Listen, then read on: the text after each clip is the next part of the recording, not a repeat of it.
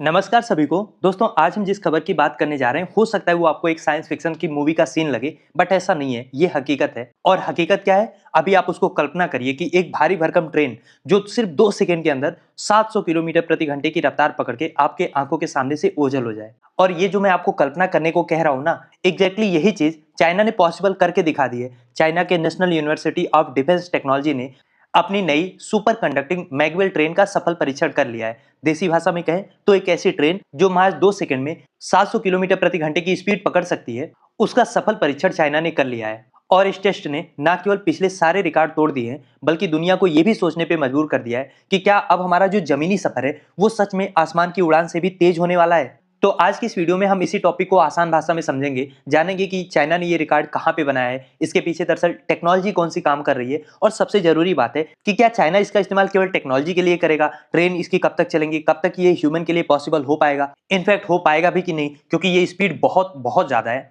लेकिन सबसे पहले जैसा हम हमेशा करते हैं, डेटा पे नजर डालते हैं, क्योंकि यहाँ जो आंकड़े हैं ना, वो आपका दिमाग चकरा देंगे। सबसे पहली बात कि चाइना ने ये एक्सपेरिमेंट केवल 400 मीटर लंबी पटरी थी मैगलेव की, उस पे किया है। और इस ट्रेन का वजन भी ठीक ठाक था, मतलब ऐसा नहीं कि कोई बहुत हल्की सी ट्रेन थी। इसका वजन करीब 1.1 टन था। और स्पीड तो मैंने आपको बताई दी है कि 700 किलोमीटर प्रति घंटा। और उसमें भी हैरान करने वाली बात कि ये स्पीड केवल 2 सेकंड में पकड़ लेगा। अब जितनी तेजी से ये दौड़ेगा, उतनी ही सटीकता से इसमें सेफ ब्रेकिंग भी लगाई गई है।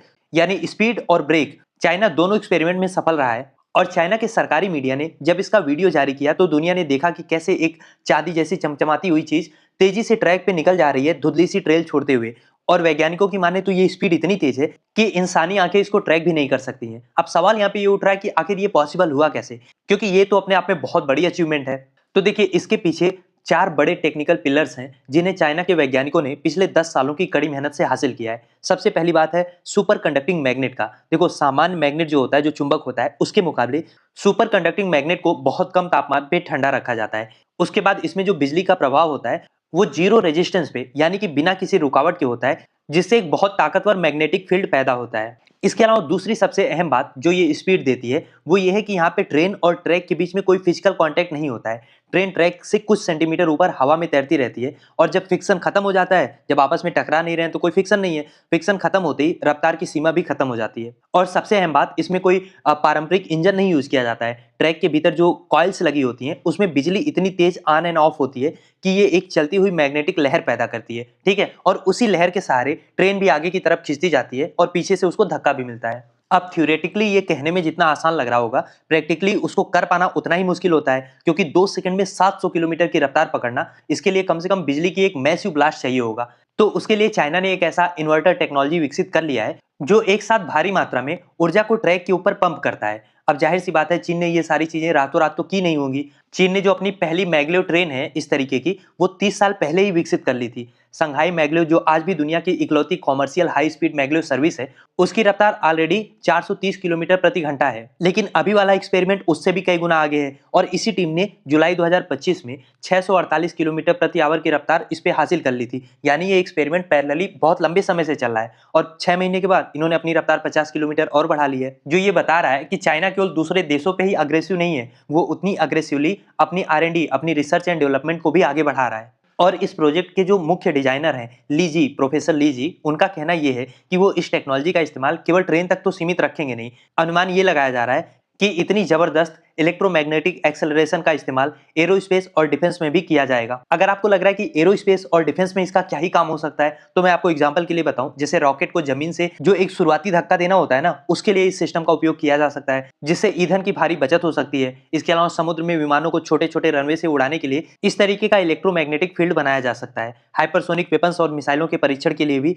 ये ग्राउंड बेस्ड सिमुलेशन का बेहतरीन जरिया बन सकता है। यानी चाइना जो ये एक्सपेरिमेंट कर रहा है ना, वो उसके सिविलियन काम के अलावा मिलिट्री में भी उसकी ताकत को कई गुना बढ़ाएगा। और चाइना अब वैक्यूम ट्यूब ट्रांसपोर्टेशन या फिर हाइपरलूप की ओर बढ़ रहा है। 700 किलोमीटर पर आवर की जो रफ्तार है, ये बस एक पड़ाव है। चीन का अगला लक्ष्य होगा 1000 किलोमीटर प्रति घंटा की स्पीड को हासिल कर पाना, जिसके लिए काम ऑलरेडी शुरू हो चुका है। डेटोंग शहर में 2 किलोमीटर की एक लो वैक्यूम पाइपलाइन पहले ही तैयार की जा चुकी है। इलेक्ट्रोमैग्नेटिक फील्ड जनरेट करने के बाद अब अगला लक्ष्य ये होगा कि किसी तरीके से ट्रेन को हवा के दबाव से मुक्त किया जाए, क्योंकि उसके बाद ट्रेन की रफ्तार जो है वो आवाज की रफ्तार को भी चुनौती दे सकती है। और चाइना एरिया वाइज भी बहुत बड़ा देश है, तो आप कल्पना करो, संघाई से बीजिंग की जो 1200 किलोमीटर की दूरी है, एक बार इस तरीके की ट्रेन अगर चाइना चला लेता है तो ये जो 5-6 घंटे की दूरी है वो केवल 1 से 2 घंटे के अंदर तय की जा सकेगी। और सबसे बड़ी बात तो ये है कि अगर एक बार ये सिस्टम ट्रांसपोर्ट के लिए यूज होना शुरू हो गया तो ये हवाई जहाज के लिए भी बहुत बड़ा खतरा हो सकता है, क्योंकि एयरपोर्ट पे जाने आने का समय, उसका जो फेयर है, ये सारी चीजें बदल जाएंगी और इंसान बिना हवा में उड़े जहाज से ज्यादा स्पीड जमीन पे ही हासिल कर लेगा। अब ये सब सुनने में रोमांचक लग सकता है कि क्या रफ्तार होगी, हम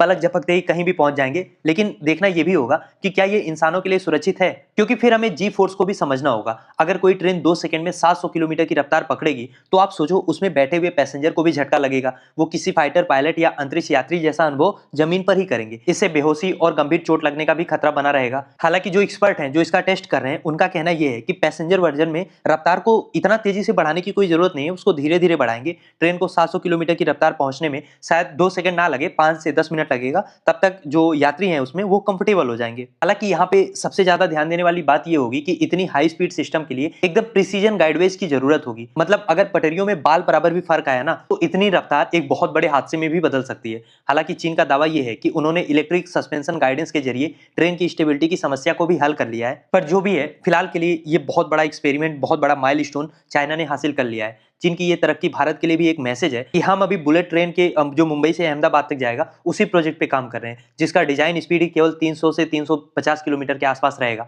वहीं चाइना 700 किलोमीटर पे टेस्ट कर रहा है। और ये जो आधे हाथ का फासला है ना, यही ग्लोबल ट्रांसपोर्ट मार्केट में चाइना को लीडर बना रहा है। और चाइना का जो बेल्ट एंड रोड इनिशिएटिव है, जिसके जरिए चाइना दुनिया भर में अपना रेल नेटवर्क बिछा रहा है, उसके लिए ये जो टेक्नोलॉजी है ये कहीं ना कहीं बहुत बड़े एडवर्टाइजमेंट के रूप में भी काम कर रही है, तो और देशों को आकर्षित करेगी कि ना केवल वो चाइना के बीआरआई को सपोर्ट करें बल्कि उससे इंजीनियरिंग भी एक्सपोर्ट करें। तो दोस्तों, बॉटम लाइन ये है कि 700 किलोमीटर प्रति घंटे की रफ्तार केवल रिकॉर्ड नहीं है, ये बदलती दुनिया की नई तस्वीर है। अब देखना यह है कि इतनी तेज रफ्तार को क्या ह्यूमन किस तरीके से एक्सपीरियंस करता है, उसमें सुरक्षा के क्या मानक होते हैं। इस बात को भी झुठलाया नहीं जा सकता है कि चाइना का ये कदम अब दुनिया को सोनिक ट्रांसपोर्ट की ओर ले जा रहा है। अगर ये एक्सपेरिमेंट सही होते हैं, इससे ह्यूमन ट्रांसपोर्ट हो पाता है, तो आप समझो शहर से शहर की जो दूरी है ना, ऐसी हो जाएगी जैसे एक मोहल्ले से दूसरे मोहल्ले की दूरी होती है। अब देखना है कि बाकी के देश, चाहे वो अमेरिका हो, भारत हो, रसिया हो, ये चाइना की इस इंजीनियरिंग को कैसे टैकल करते हैं। अब मेरा सवाल आपसे ये है कि आपको क्या लग रहा है, क्या भारत को भी अब अपना बुलेट ट्रेन का प्रोजेक्ट रोक के बल्कि मैग्लेव और हाइपरलूप जैसे प्रोजेक्ट पे सीधा फोकस करना चाहिए? क्या सोचते हैं आप इस बारे में? लिखिए अपनी राय कमेंट बॉक्स में। और अगर अभी तक आपने चैनल को सब्सक्राइब नहीं किया तो प्लीज चैनल को सब्सक्राइब भी करिए।